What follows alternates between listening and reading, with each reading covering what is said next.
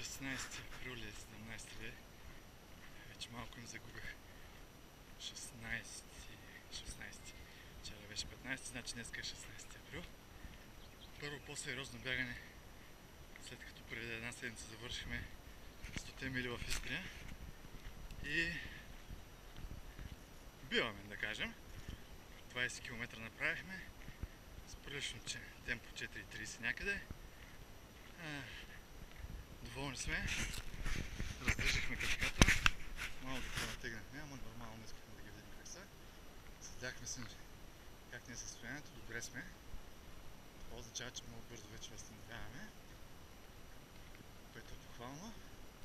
Стига толкова за спорт, времето е много приятно, тихо, леко облачно. Няма никакъв вятър, което е съвсем нетипично на Шабла. Но тук е метеорологичната прогноза. И днеска сме Великден.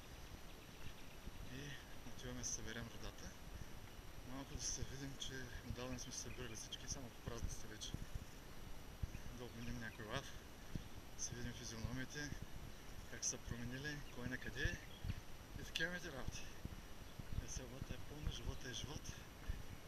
Живота е живот, живота е движение.